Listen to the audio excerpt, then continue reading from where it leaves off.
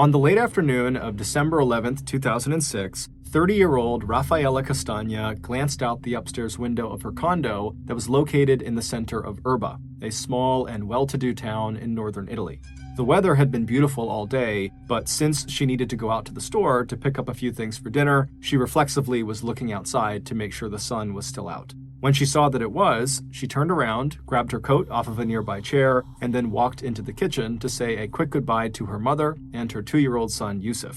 Her mother, 60-year-old Paolo Galli, was sitting in a chair next to little Yusuf, who was busy drawing pictures at the table with thick-colored crayons. Rafaela gave her son a kiss on the head and then asked her mom if there was anything she needed at the store since she'd be there anyways.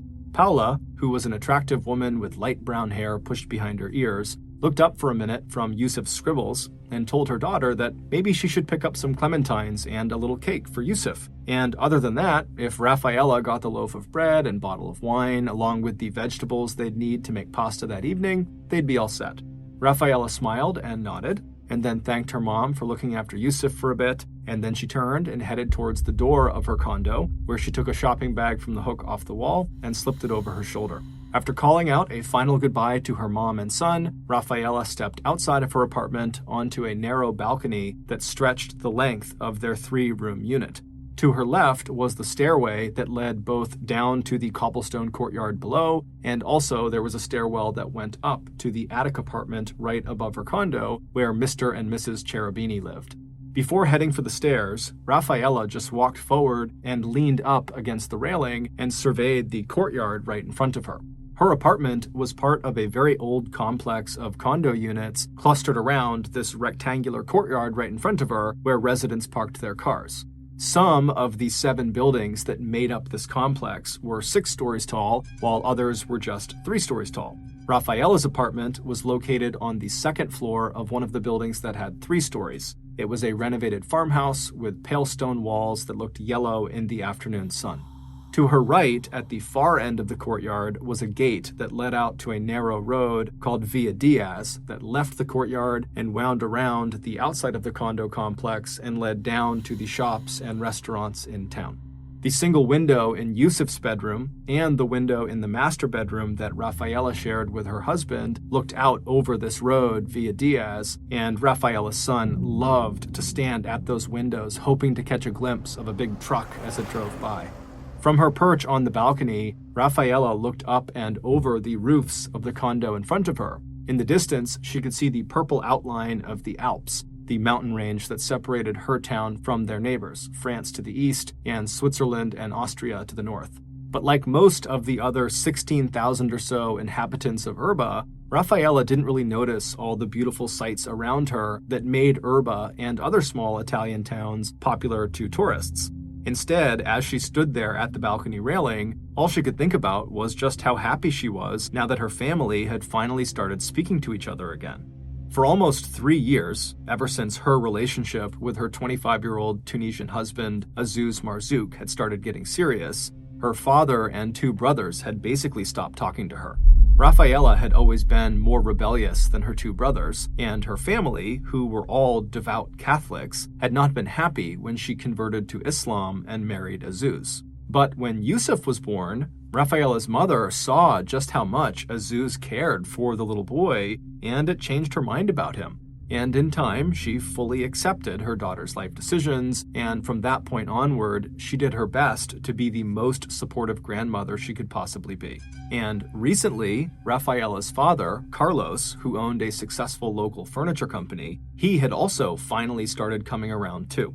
And while of course this made Rafaela extremely happy, it was actually little Yusuf, with his dark hair and dark eyes and bright smile, who was the happiest about this new family dynamic, because he adored his grandparents, and his grandparents totally adored him.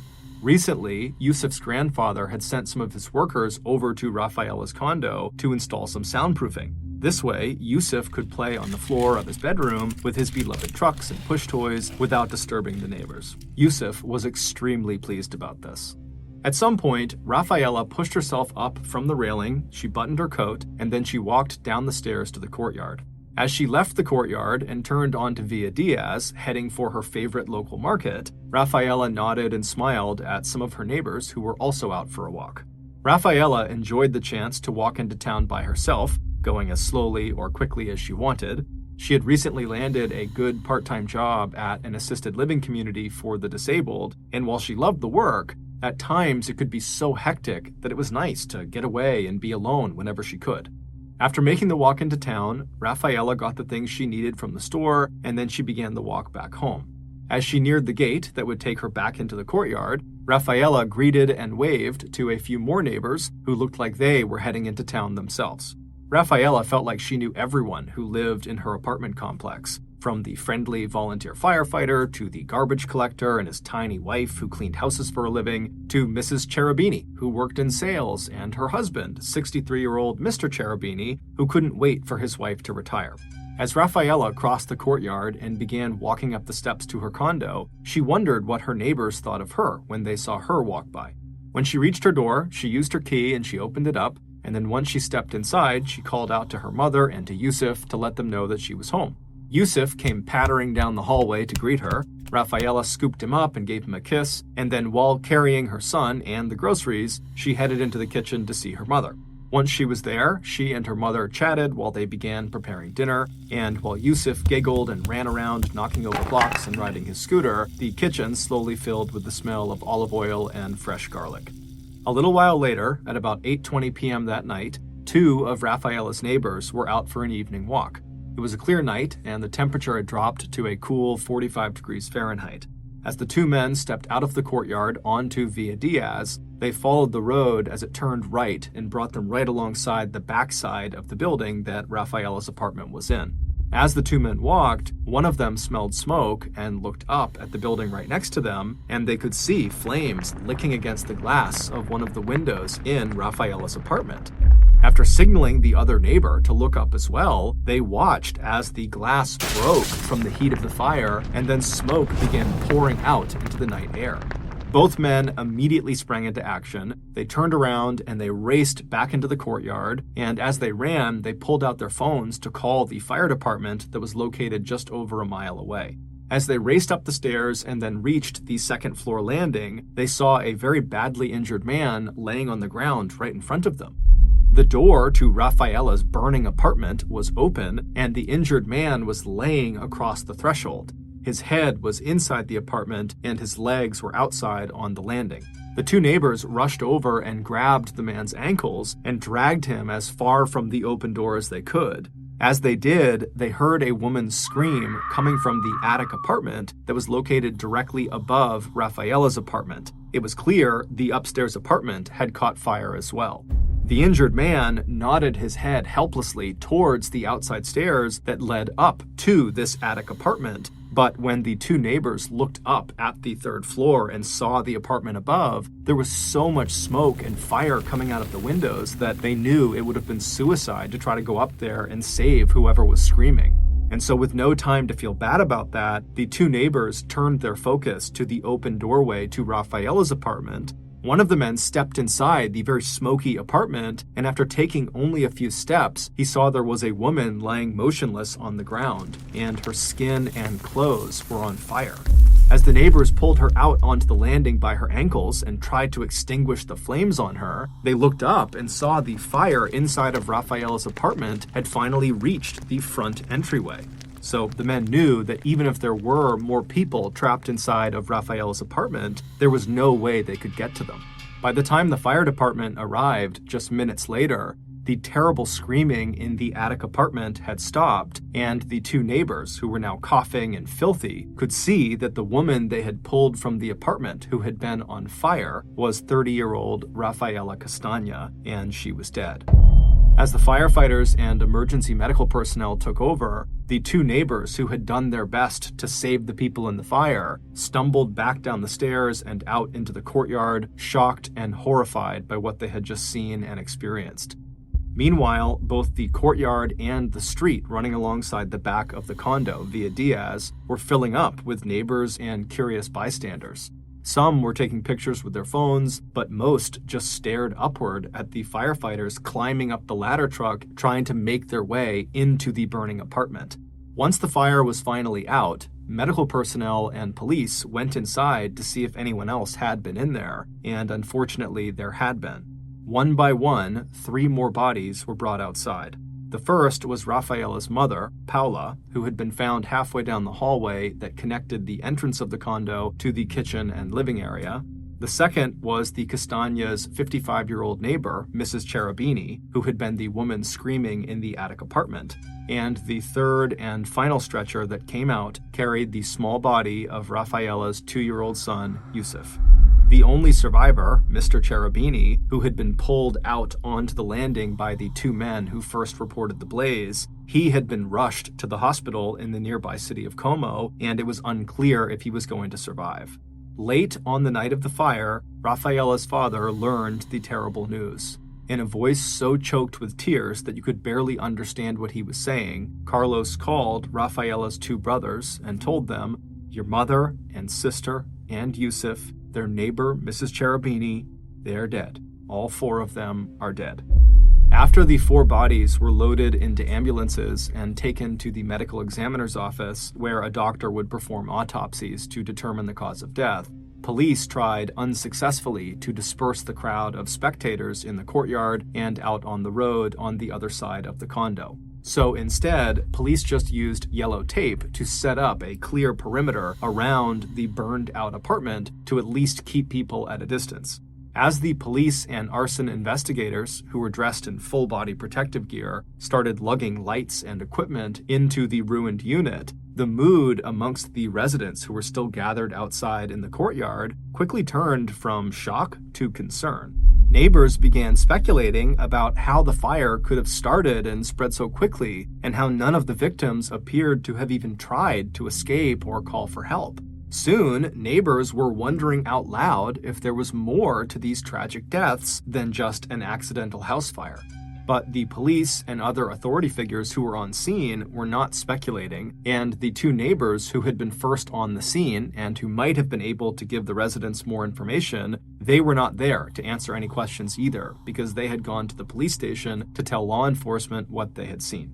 But within 72 hours, the worst fears of the Castagna's neighbors were confirmed.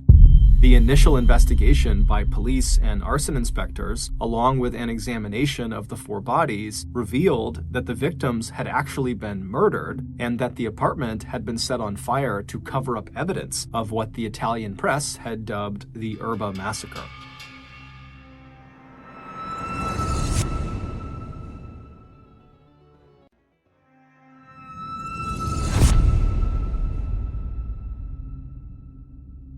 In the initial police reconstruction of the crime, Mr. and Mrs. Cherubini, the Castagna's neighbors who lived above them in the attic apartment, they had likely smelled smoke and had rushed down the outside stairs from their apartment to the Castagna's to see if something was wrong. But once they reached that 2nd floor landing, the Cherubinis must have stumbled into the perpetrator who had just killed Rafaela, her mother, and Yusuf and set the fire and was now trying to flee. And so the murderer must have seen the Cherubinis and attacked, first striking Mr. Cherubini down, leaving him for dead in the doorway, and then chasing Mrs. Cherubini back up the stairs into her attic apartment, where the murderer attacked her too, leaving her trapped and incapacitated before the fire killed her. Given that the first body found inside of Rafaela's apartment was Rafaela, and that the door did not show any signs of a forced entry, police suspected that Rafaela must have recognized the perpetrator and opened the door for them. The only person who could confirm or deny any of these details was Mr. Cherubini, and while he had survived the attack, after reaching the hospital, he had fallen into a coma, and so he had not been able to tell police or anybody what had actually happened. After the news broke about the murders, the police flooded Rafaela's apartment complex and began interviewing everyone. Did the Castagnas have any enemies? Did you see anyone strange walking around the apartment complex that night? Did you see any of the Castagnas that night? And if so, what were they doing or who were they talking to? But even as investigators carried out these constant interviews with neighbors and continued sifting through all of the evidence in the burned-out apartment for clues to the killer's identity, the investigators' real attention was actually focused on Rafaela's husband, Azus. He had not been home at the time of the fire, and his whereabouts were unknown. police weren't the only ones to suspect Azuz. As everyone in Erba seemed to know, Rafaela's husband had only recently been released from prison that year under a mass pardon by the government. Azuz had been serving time for dealing drugs, and so the investigators and people in Erba were suspicious that his drug ties may have had something to do with the murders. And the Italian media seemed to think the same thing. And so they quickly began running these stories that more or less declared that Azuz was either involved in the murders or that he was the murderer. But it would turn out Azuz had a rock-solid alibi. Within a few days of the murders, Azuz arrived back in Erba from his parents' home in Tunisia, where he said he had been visiting at the time of the murders. He said as soon as he heard that his family had been killed, he jumped on a plane and headed back to Italy. But even with this rock-solid alibi, the police still felt like Azuz could be a suspect, but without any evidence to support this theory, they did have to start looking elsewhere. So without any other leads to chase down, investigators again turned to the Castañas' neighbors in hopes of finding any new information that could help them solve this case, which by now had become a major national media sensation. And when the police went back, for the most part, people had really nice things to say about the Castañas. But as police dug deeper and deeper and asked people more and more questions, they eventually started hearing about a feud that the Castañas had with their next-door neighbors, Olindo and his wife, Rosa. Olindo was a large, awkward, and shy man who left early each day for his job as a garbage collector, and Rosa was a tiny, dark-haired woman whose house-cleaning services were very much in demand. Now, when the police learned that this potential feud the Castañas had was with Olindo and Rosa, they almost didn't follow up because they had already spoken to this totally unassuming, quiet couple, and they learned that they were gone at the time of the fire and whenever the murders happened, and like everyone else, they had seemed very upset about what happened to the Castañas, and whatever issues they had with the Castañas had to be fairly minor. But at this point, the police had so little to go on, they decided they would follow up, and they would ask the middle-aged couple to come into the station for another round of questioning. And so the couple happily agreed, and before long, they were sitting in a room at the station, ready to talk about whatever the police wanted. And over the course of the subsequent conversation, this couple would tell a truly unbelievable story that would not only shock the police, it would shock the world. Based on their story and on subsequent evidence and testimony that their story helped uncover, the police were able to piece together almost exactly what happened to the victims. On December 11th, so the night of the attack, just before 8 p.m., which was a couple of hours after Rafaela had returned from the market and had made dinner with her mother while Yusuf played on the floor around them, two people walked up the outdoor flight of stairs that led to the second-floor landing where Rafaela's apartment was. To understand what happens next, you need to have an understanding of the layout of Rafaela's apartment. Once you step through the front door and you go into the apartment, you would be standing in the middle of a hallway that stretched out to the left and to the right. The longer part of the hallway ran off to the left towards the combination kitchen and the living room area at the far end of the unit. Between the front door and the living room kitchen area, there was another doorway on the right side of the hall that led into Yusuf's little bedroom. If you turned right when you first walked into the hallway after coming into the apartment, you would almost immediately come to a closed door that led into the master bedroom. At exactly 8 p.m., the two people got off the stairs on the second floor landing and came to a stop directly in front of Rafaela's apartment door.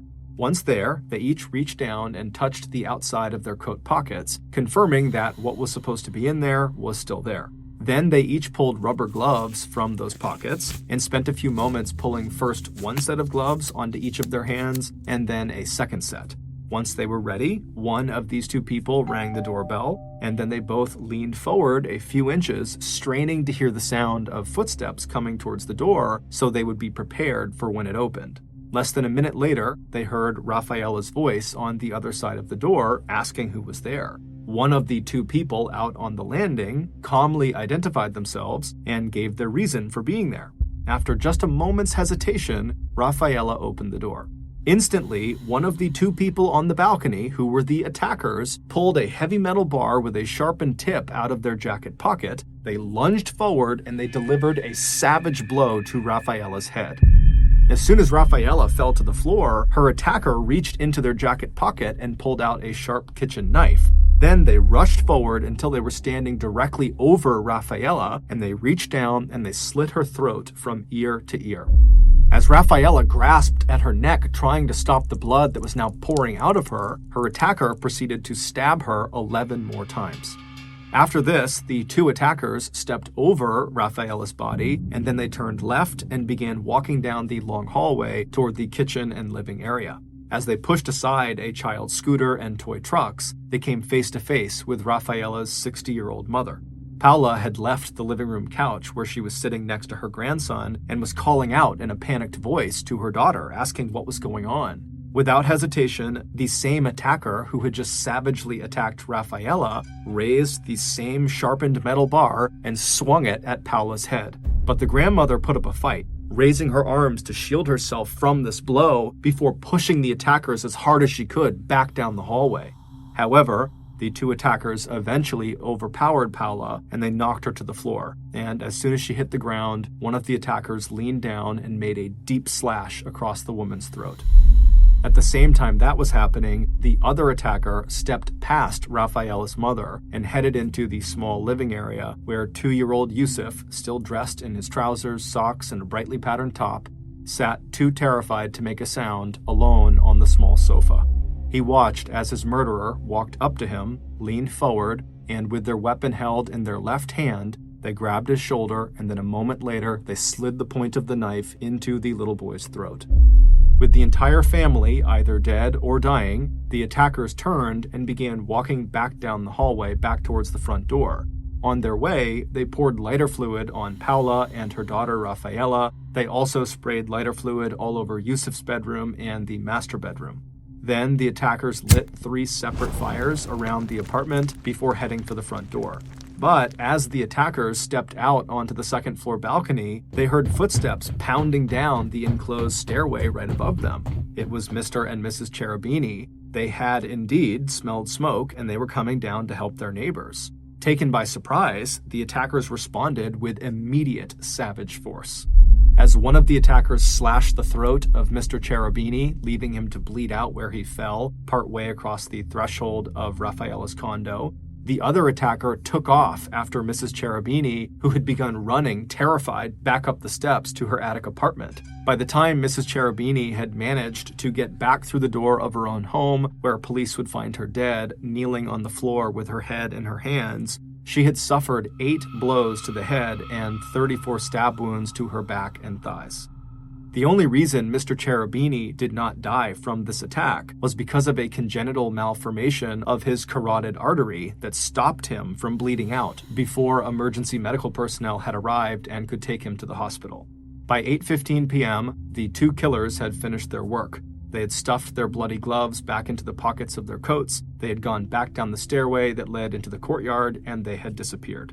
Just 5 minutes later, the 2 men who had been walking past Rafaela's apartment that evening along Via Diaz, they would look up and they would see flames and smoke starting to pour out of the second-story apartment window, and they would run back and discover the gruesome scene. The reason Olindo and Rosa's story was so shocking to police, and the reason it filled in all of these gaps about what happened, was because their story was actually just a detailed confession. The shy garbage collector and his tiny wife, who was obsessed with quiet and cleanliness, were the killers. Olindo confessed to killing Rafaela and her mother and slashing the throat of Mr. Cherubini. The details of Mrs. Cherubini's death are unclear, but Rosa would tell police that she remembered chasing Mrs. Cherubini back up the stairs, and as the terrified woman scrambled to get back into her apartment, Rosa recalled making an upward stab with her knife into the back of Mrs. Cherubini's thigh. As for little Yusuf, Rosa, showing no emotion, told police that she was the one who slit the boy's throat. When asked why they did this, Olindo and Rosa, who did not have children of their own, and who seemed not only socially withdrawn, but morbidly attached to one another, said that they could not stand the noise that their neighbors, the Castañas, made while going about their daily lives. And once Yusuf was born, the sound of him crying at night and playing with his toys and riding his scooter and sometimes screaming in toddler frustration was just too much for Rosa and her husband. According to a transcript of this confession, Rosa would say, "We just couldn't stand them anymore. He was always screaming and my head was exploding." Rosa and Olindo's issues with the Castañas came to a head on the afternoon of December 31st, 2005, roughly 1 year before the murders. On the second-floor landing right outside of Rafaela's apartment, Olindo and Rosa confronted Rafaela and her mother, Paula, about the noise coming from their apartment.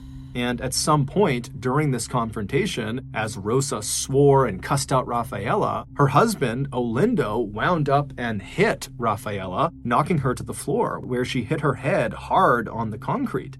Before Rafaela could even get to her feet, Rosa and Olindo were hustling away back down the stairs, and as they did this, Rosa would call over her shoulder, "Do not dare report us or we will make you pay." But immediately after this assault, Rafaela contacted a lawyer and began talking about filing a complaint against the couple. Rafaela's father, Carlos, had tried to mediate a settlement between his daughter and this couple. He also had that soundproofing installed in Rafaela's apartment because he wanted his grandson, Yusuf, to be able to just keep playing like a little kid and not have anyone get mad about it. But nothing worked, and Olindo and Rosa continued to complain and cause problems. And so finally, not long before the murders occurred, Rafaela went ahead and filed a lawsuit against her neighbors. However, she did tell them she would drop it if they just paid her family 5,000 euros, or about $6,850. Furious and absolutely unwilling to pay, Olindo and Rosa decided that they would just have to murder the Castañas instead. On the night of the attack, so December 11th, 2006, when Rafaela came to the door and asked who was there, Rosa and Olindo called back and said that they were there to accept the terms of Rafaela's proposed monetary settlement, knowing full well, as soon as that door opened, they were going to murder Rafaela, they were going to murder her mother, her child, and anyone else who got in their way. After leaving the burning condo, Olindo and Rosa had gone back to their own home, disposed of their bloody gloves and weapons, they put their bloody clothes in the wash, they showered and dressed, and then they went out to a local restaurant, so it would appear that they had not been around when the crime was discovered. But as Rafaela knew from her own experience, there are no secrets in small towns, and after the murders were discovered, many neighbors noticed that Olindo and Rosa did not seem all that upset about these horrible murders that had taken place, and they didn't seem remotely scared about the idea that there could be a killer or killers still on the loose. So that, combined with the fact that everyone in the complex knew about Olindo and Rosa's feud with the victims, had led several neighbors to tip off police that maybe they should look into this unassuming couple. And when the case against Rafaela's husband, Azuz, fell apart because he was totally innocent and had an alibi, this is exactly what the police did. Although the killers would later withdraw their very detailed confessions, the details they provided to police, combined with the fact that Mr. Cherubini would eventually come out of his coma and he would positively identify Olindo and Rosa as his attackers, was enough to send the couple to trial on October 12, 2008, almost 2 years after the Erba Massacre. At their trial, the police would explain that they bugged Olindo and Rosa's home with listening devices shortly after neighbors had brought up their suspicions around this couple. And so within days of the murders, Rosa was overheard on one of these listening devices saying to Olindo, "See how peaceful it is now? We can finally sleep well." On November 26, 2008, Olindo and Rosa were found guilty of first-degree murder. They were each sentenced to life in prison, where for the first 3 years, they would spend every daylight hour in solitary.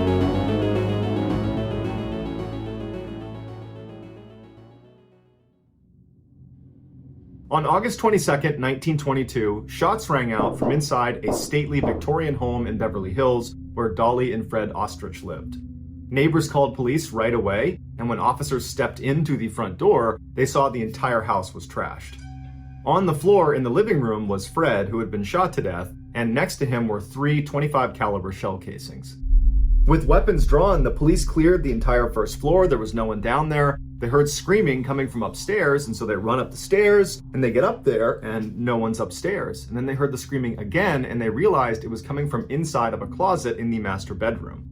And so as the police are clearing the second floor, they yell out to this woman, and they say, "Who are you? What are you doing in the closet?" And she yells back, "I'm Dolly. I'm okay, but I'm trapped." And so after the police finish clearing the upstairs and they're sure it's safe, they go over to the closet door and they do try the handle. It's locked. They ask her, "Do you know where the key is?" And she says no. And so before they start trying to break the door down, they did a quick search of the upstairs to see if maybe they could find the key to the closet. And sure enough, across the hall in another bedroom, they found it on the ground. And so they took the key back, they opened the door up, and out came Dolly. She was okay, but obviously very frantic and panicked. And they asked her, what happened? And she told them a very abrupt and chaotic story. She said she had been hanging clothes inside of this big walk-in closet, and her back was to the door when she heard a fight break out on the first floor.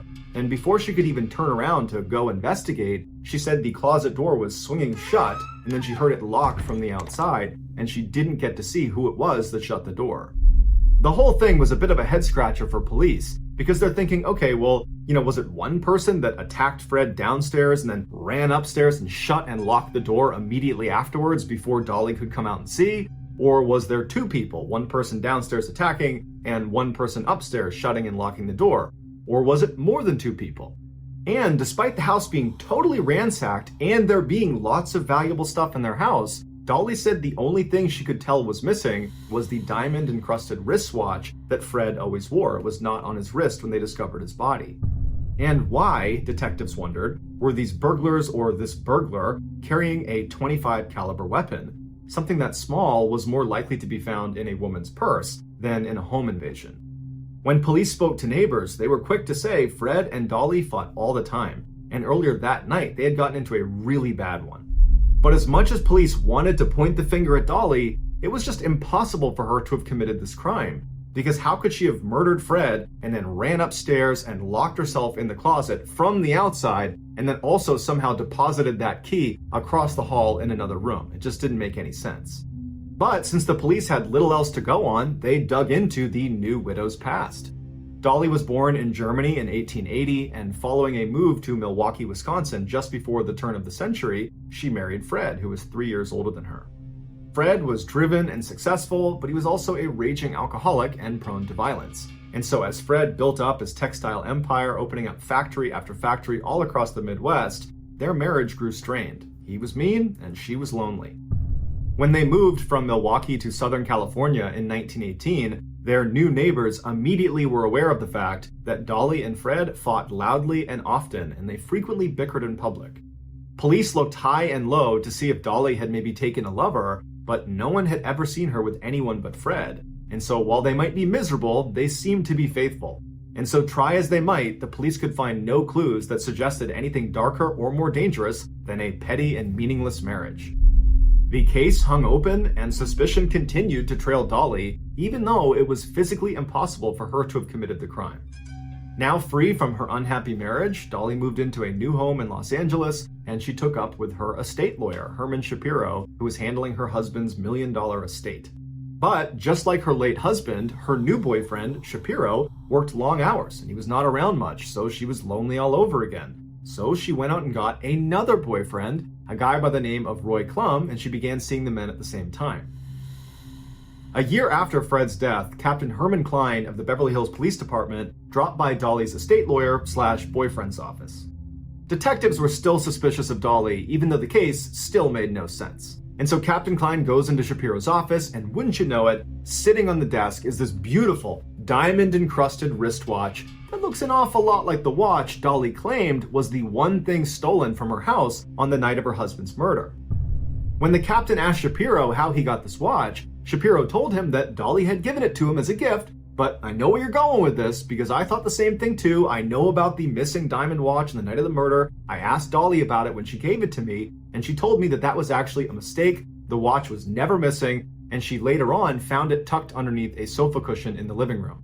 The captain was not buying this, and so as soon as he left Shapiro's office, he immediately confronted Dolly about the watch, and Dolly said, you know what, that's right, I did find the watch, but I didn't think it was that important, so I didn't tell you guys. The captain couldn't believe what he was hearing, and shortly after, the newspapers found out about this new twist in this totally bizarre case, and they went wild with it, putting all the heat back on Dolly. Spooked by the headlines, Dolly's second boyfriend, Roy Klum, came forward to the police and said, I have a confession to make. Dolly made me hide one of her .25 caliber pistols, and I threw it in the La Brea tar pits. And then before police could even go get that gun, one of Dolly's neighbors came forward and said, yeah, I got a confession to make. Dolly asked me to get rid of a .25 caliber pistol, and I buried it in my backyard. So police went out and recovered both weapons, but they were so badly rusted, they couldn't confirm if they were in fact the murder weapons. And Dolly had an excuse. When the police confronted her with these guns, she said, oh yeah, those old things, I've had those in the house for years, but given the circumstances of my husband's death, just felt a little awkward keeping them around the house, so I had some friends get rid of them. The police were not buying this, and so in July of 1923, they arrested Dolly for killing Fred. But despite these new developments, the facts of the case had not changed. It was still physically impossible for Dolly to have committed this crime. She was locked in the closet from the outside. And so with Dolly in jail awaiting trial, investigators tirelessly hacked into her story to try to find holes in it, but they had no success. And so after every theory that might connect her to the crime was ultimately discarded, they had to drop the murder charges and Dolly was released. 7 years went by and the crime was largely forgotten about. And then in 1930, Dolly and her estate lawyer boyfriend Shapiro, they broke up. And Shapiro immediately called the police and said, you know what? I haven't been entirely truthful. I know a lot more about what happened to Fred than I've let on. And in fact, I have someone in the office with me right now that can tell you the whole story. Investigators flew to Shapiro's office, they go through the doors, and sitting inside is a man they never knew existed. His name was Otto Sandhuber. He was a quiet, small sewing machine repairman / aspiring dime store fiction writer. And the story he would tell them would be more bizarre and lurid than any investigator could have imagined. It began almost a decade before the murder. When Otto was a teenager, he had worked for Fred in one of his Milwaukee factories. One day in 1913, Dolly complained to Fred that her sewing machine was broken. And so Fred asked one of his employees, who he knew was a sewing machine repairman, the then 17-year-old Otto, if he would go over to his house and fix the sewing machine for his wife. Dolly knew her husband was going to send Otto specifically to their house, and she was very attracted to Otto. And so when Otto showed up, all she had on was a silk robe, stockings, and heavy perfume. Thus began Dolly and Otto's affair, which at first they conducted in a pretty typical way, meeting secretly in hotels, but when that became burdensome, they moved their relationship back into the ostrich home, with Otto needing to sneak in and out around Fred's schedule. But it wasn't long before nosy neighbors were asking Dolly, who's that strange man coming around your house all the time? And she would say, oh, that's my vagabond half-brother. But Dolly and Otto knew they couldn't continue in this way. But instead of breaking it off or returning to secret hotel liaisons, Dolly decided that Otto should take up residence in the ostrich home in a secret hideaway in the attic. That way no one would see him coming or going. Otto, who had no family to miss him, quit his job at the factory, moved into the secret room, and then never left.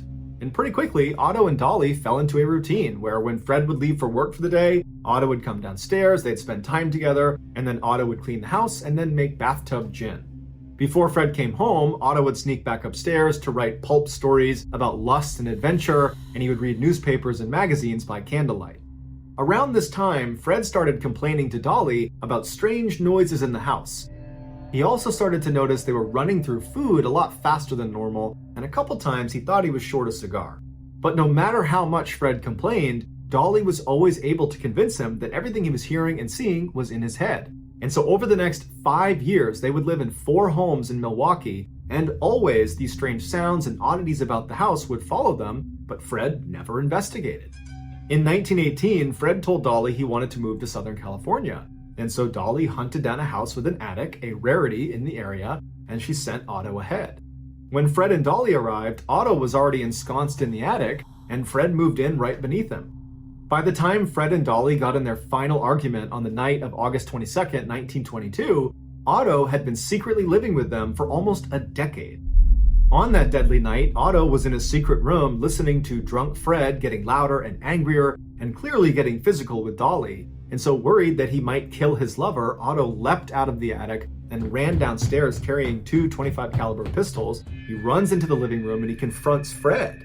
And Fred is astounded to see his formerly teenage sewing machine repairman, who abruptly quit the factory so suddenly and completely, now standing in his living room. And so Fred lunged at Otto, and Otto just started shooting. It was then that Dolly hatched the scheme that had almost let them get away with it.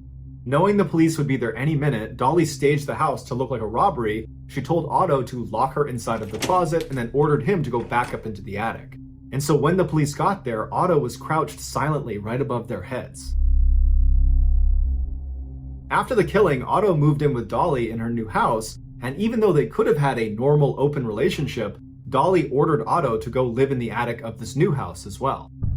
It wasn't until a year later, when Dolly was briefly arrested after the police found out about the hidden guns, that Otto was forced to come out of the attic. While Dolly was sitting in jail for these gun charges, she begged her estate lawyer boyfriend, Shapiro, to go get groceries for her vagabond half-brother, Otto, who lived in her attic. She said, when you delivered them, make sure you go to the bedroom and knock on the ceiling. That will let him know it's safe to come out. But when Shapiro arrived and followed the procedure and Otto came out, Otto was so starved for human interaction and conversation that he wound up telling Shapiro the whole insane story. But instead of going to police, Shapiro told Otto that he should just leave. And he did. He went and became a janitor and he got married. The secret held until Dolly and Shapiro broke up for good, at which point Shapiro called the police.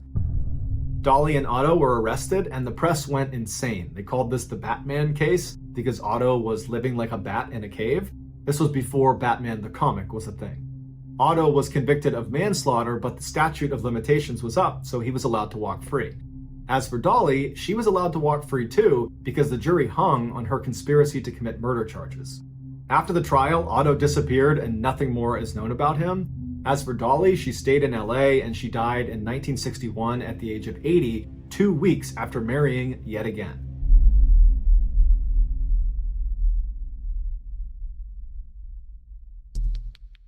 The next and final story of today's episode is called The Weirdest Murder Motive Ever.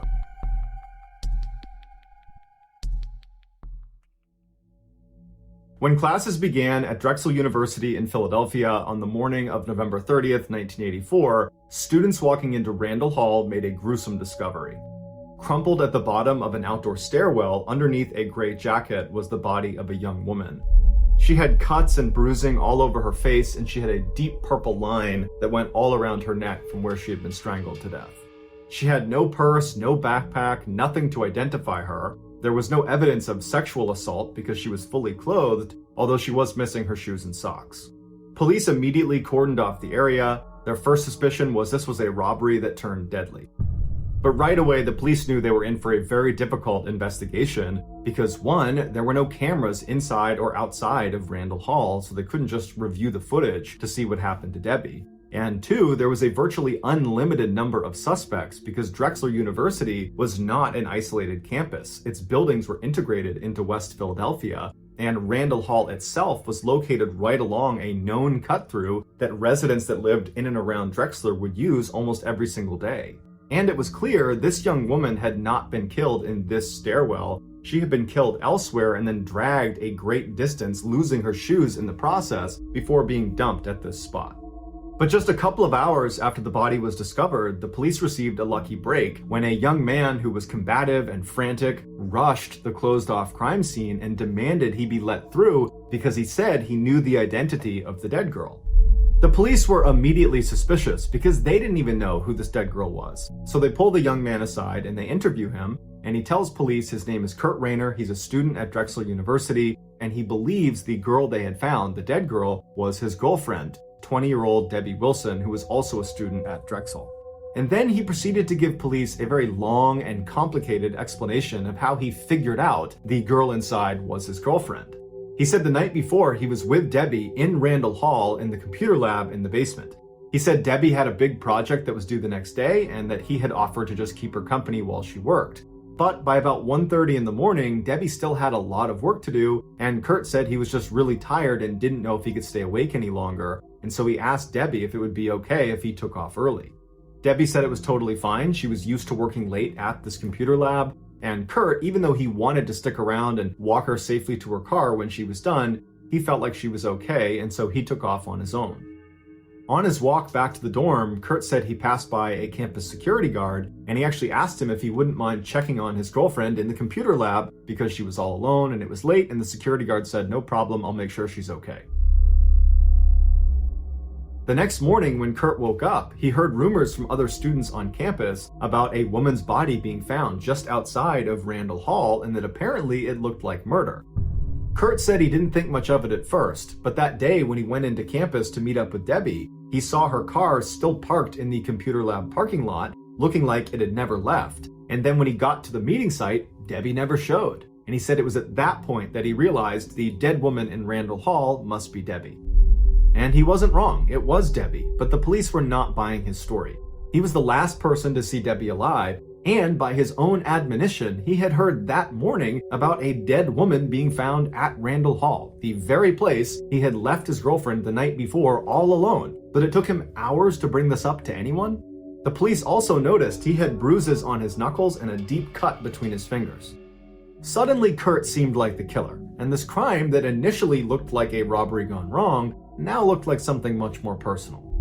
Strangulation is intimate. The killer almost always is face to face with their victim, and it takes a lot of time and a lot of rage. And afterwards, the killer had covered Debbie's body with her jacket, an act that indicated remorse or even respect, and investigators know that generally when a woman is murdered, her romantic partner is the culprit. Instead of tipping off Kurt that they were looking at him as the primary suspect, they told him to go back to his dorm room and they would be in touch with him as the investigation developed. In the meantime, investigators turned their attention to the computer lab in Randall Hall, where Kurt said Debbie had been last.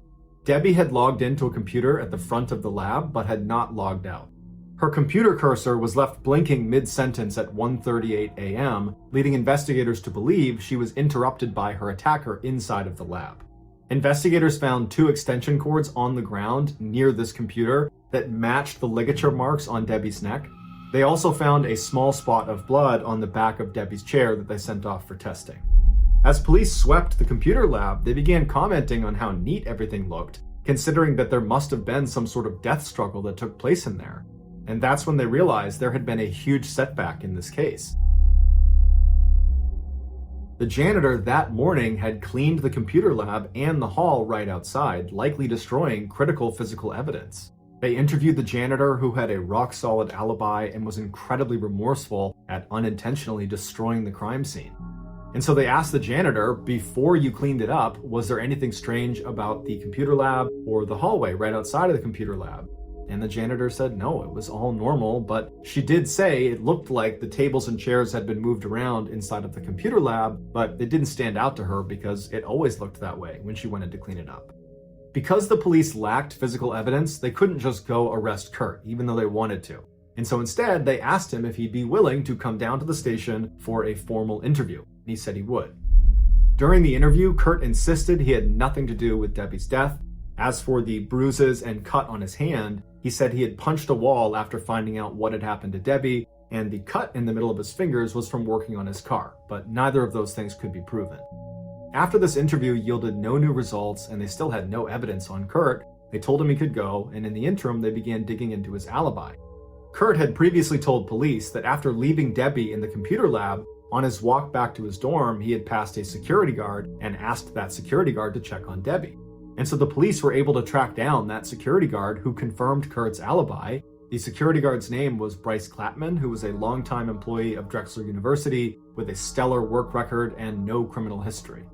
Clapman said he spoke with Kurt around 1:30 in the morning as Kurt was walking back towards the dorms.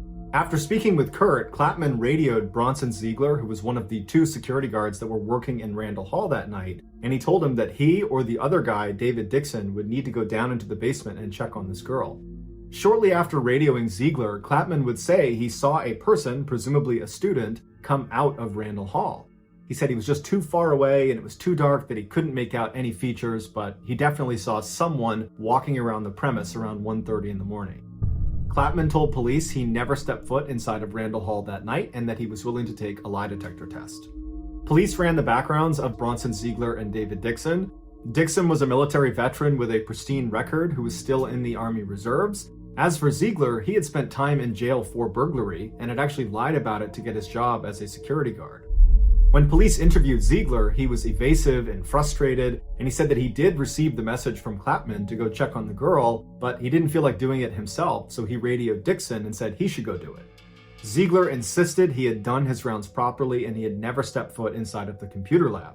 He told detectives they could check his security guard clock that he carried with him every time he did rounds, which was basically like a punch card where there was designated stations along his security rounds where he would punch this card that stamped a time that he had arrived at that station. And so over the course of the night, he would punch his card at each of these stations, and there was a record of what time he arrived and what time he left.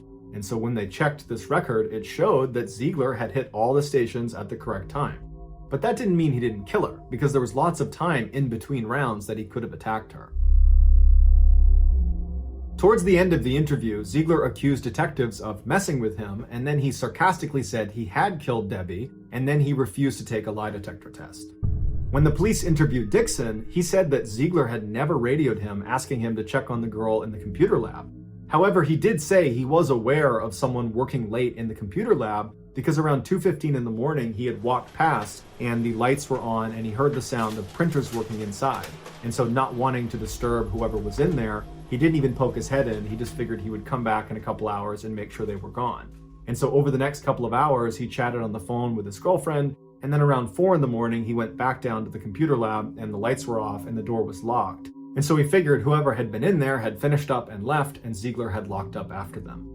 When asked why he or Ziegler had not discovered Debbie's body, he said their security rounds did not leave the building, and so that stairwell was considered outside of the building, and so they never would have seen her.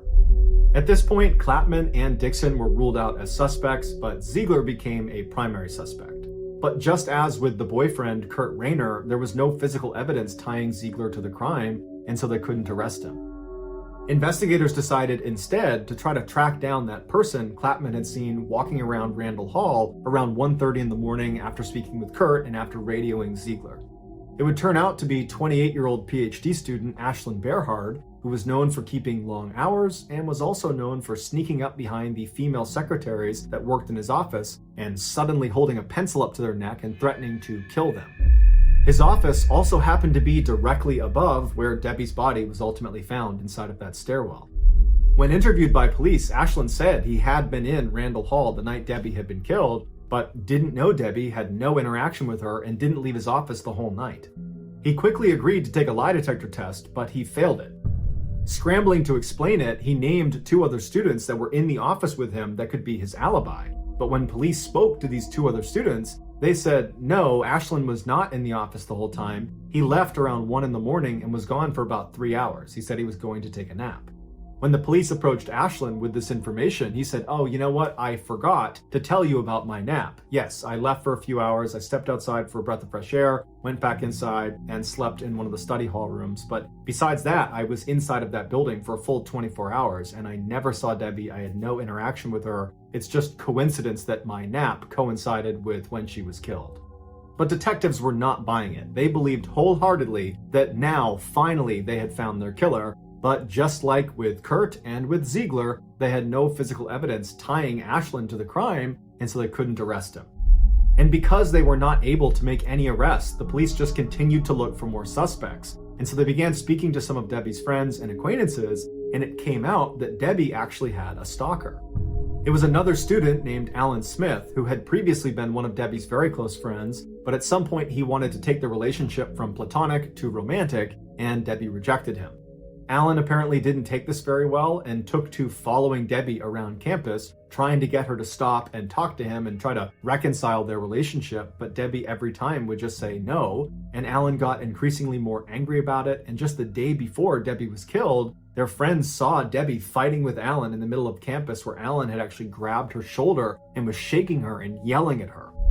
Police tracked down Allen, and he was cooperative and said he did not kill Debbie, but he didn't have an alibi. He just said he was alone in his apartment on the night that Debbie was killed. And so, like all the other primary suspects in this case, there was no physical evidence tying Allen to the crime, and so they couldn't make an arrest. Around this time, the lab that tested the blood spatter that was on Debbie's chair inside of the computer lab came back with their results. DNA profiling was not available back then, so all they could provide was blood type.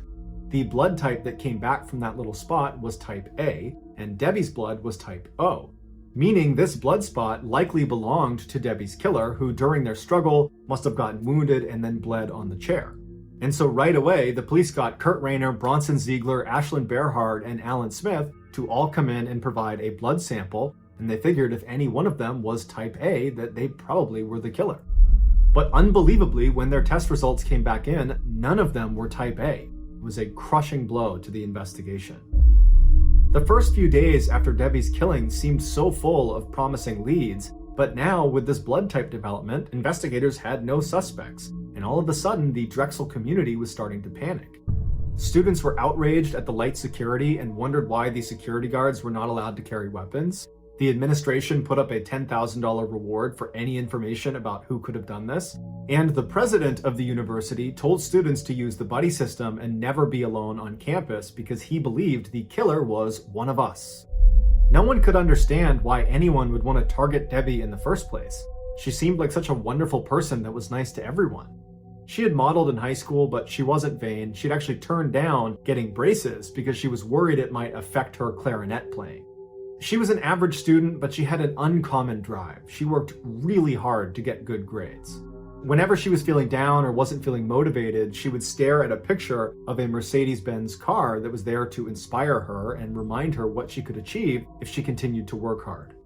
When she was killed, that picture of the Mercedes-Benz still hung above her desk. It was ultimately her work ethic that put her in danger because she was prepared to stay at that computer lab as long as it took to make sure her project was perfect.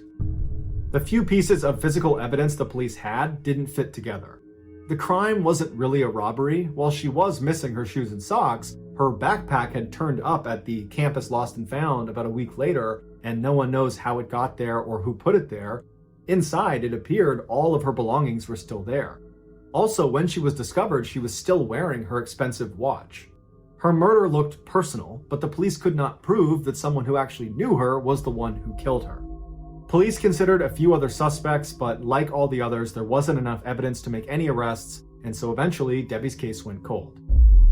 In 1985, the Philadelphia Inquirer ran a story about unsolved cases that most haunted detectives, and Debbie's was one of them. Some of the detectives that were involved in the case said they believed this was a random killing and that the killer would most likely strike again.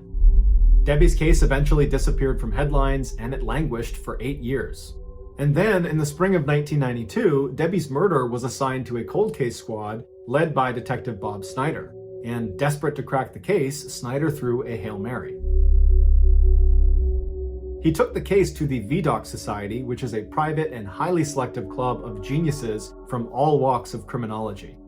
Homicide detectives, prosecutors, defense attorneys, FBI agents, forensic scientists, even an aeronautic physicist.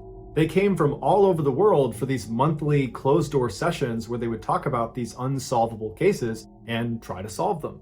So in one of their monthly closed-door sessions, Detective Snyder stood in front of the VDOC Society and laid out the details of Debbie Wilson's murder. Then he opened the floor to questions, and for hours the society got nowhere. Then Richard Walter, who was a founding member of the society, said that he had a theory. Walter was a famous criminal psychologist who had profiled some of the world's most infamous killers. Most of his work is actually still confidential. He believed the killer was a power-assertive, macho-type guy that liked being in control. Walter pointed to one clue that detectives and everyone seemed to have overlooked after all these years, and that was Debbie's missing shoes. He said the missing shoes were not random, they were the most important clue. The killer, Walter predicted, was a foot fetishist. Detective Snyder had nothing else to go on, and he was really intrigued by this idea, so he brought the information back to the cold case squad and they began re-interviewing everybody involved in the case. When they spoke with the manager of the computer lab at Randall Hall, he told them he was always bothered by one particular detail.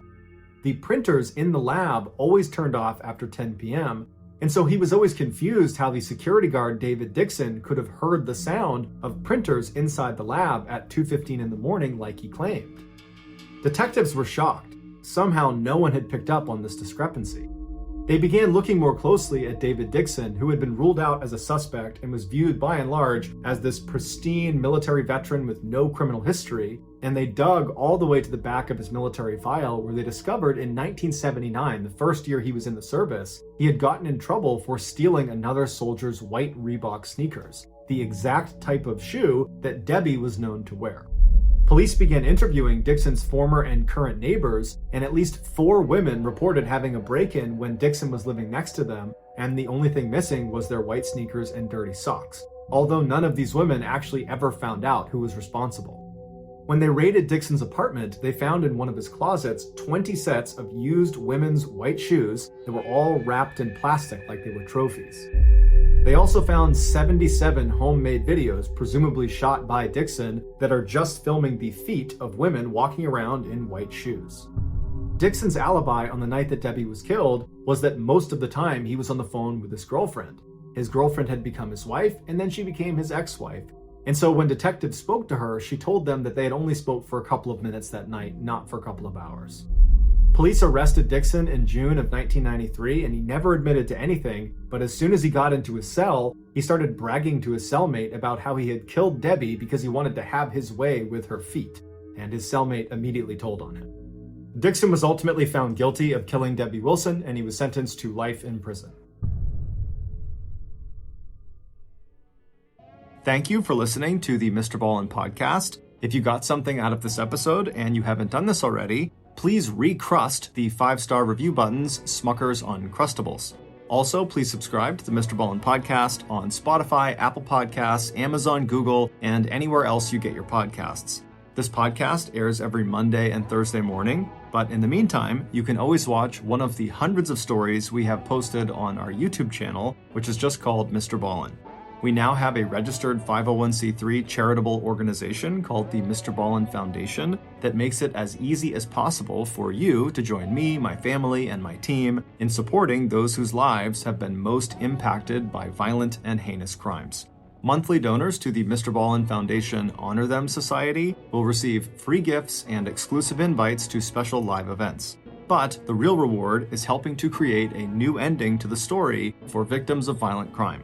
Go to MrBallen.Foundation and click Get Involved to join the Honor Them Society today. If you want to get in touch with me, please follow me on any major social media platform and then send me a direct message. My username is just @MrBallen, and I really do read the majority of my DMs. Lastly, we have some really cool merchandise, so head on over to shopmrballen.com to have a look. So that's going to do it. I really appreciate your support. Until next time,